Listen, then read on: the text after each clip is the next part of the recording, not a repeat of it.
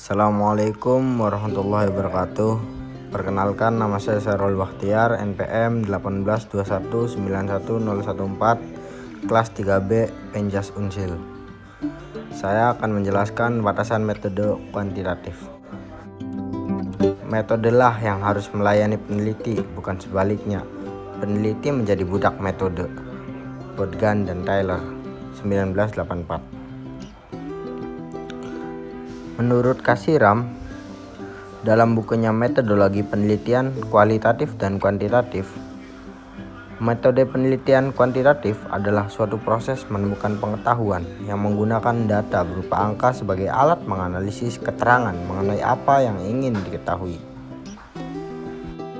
Sugiono 2011 menjelaskan perbedaan dan batasan penelitian kuantitatif dengan metode kualitatif. Perbedaan dan batasan itu terletak dalam hal aksioma, proses penelitian, dan karakteristik penelitian. Aksioma adalah pandangan dasar. Pandangan itu meliputi aksioma tentang realitas, hubungan peneliti dengan subjek yang diteliti, hubungan variabel, kemungkinan, generalisasi, dan peranan nilai. Yang kedua, karakteristik penelitian. Karakteristik penelitian kuantitatif cenderung menjawab atau menolak hipotesis. Dan dalam penelitian kuantitatif membutuhkan perhitungan angka-angka untuk mengambil sebuah kesimpulan. Dan dalam penelitian kuantitatif juga tidak dapat menggali suatu fenomena secara lebih dalam hingga ke tingkat makna-makna. Perbedaan dan batasan penelitian kuantitatif selanjutnya adalah dalam proses penelitian, di mana dalam proses ini penelitian kuantitatif memiliki keunggulan dalam memberikan interpretasi data yang akurat dan terstruktur secara mudah dipahami, karena penelitian kuantitatif bermula dari data berupa angka. Proses analisis maupun penarikan kesimpulan dilakukan berdasarkan hasil perhitungan, namun seringkali makna-makna dan nilai filosofis dari suatu fenomena budaya sulit diungkap dengan menggunakan metode riset kuantitatif ini. Lalu, kapan dan dalam kondisi bagaimana penelitian kuantitatif dapat dipilih dan digunakan? Sugiono memberikan saran yang cukup lengkap dalam memilih metodologi kuantitatif untuk penelitian. Di antaranya, yang pertama, metode penelitian kuantitatif dapat dipilih jika masalah yang menjadi titik tolak riset sudah cukup jelas.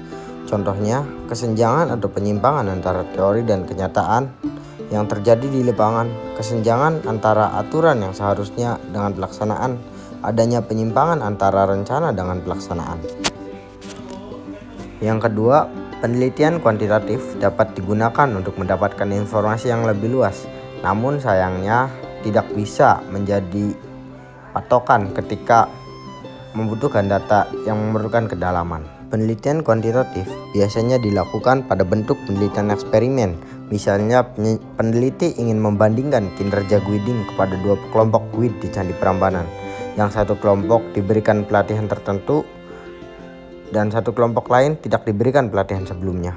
Kemudian kedua kelompok yang sama-sama diuji untuk guiding kepada tamu. Kemudian data yang telah diperoleh dibandingkan apakah ada perbedaan yang signifikan antara kelompok yang telah dilatih dan yang tidak. Lalu yang keempat, metode penelitian kuantitatif dapat digunakan jika peneliti memiliki sebuah hipotesis, baik hipotesis deskriptif, komparatif maupun asosiatif, yang akan diujikan melalui sebuah penelitian. Yang kelima, metode penelitian kuantitatif dapat digunakan bila peneliti ingin memperoleh data yang akurat berdasarkan fenomena empiris yang dapat dihitung dan diukur. Lalu yang keenam atau terakhir, metode penelitian kuantitatif dapat digunakan jika memenuhi keraguan-raguan terhadap kebenaran suatu teori, pengetahuan, atau produk tertentu. Terima kasih, sekian dari saya, semoga bermanfaat. Assalamualaikum warahmatullahi wabarakatuh.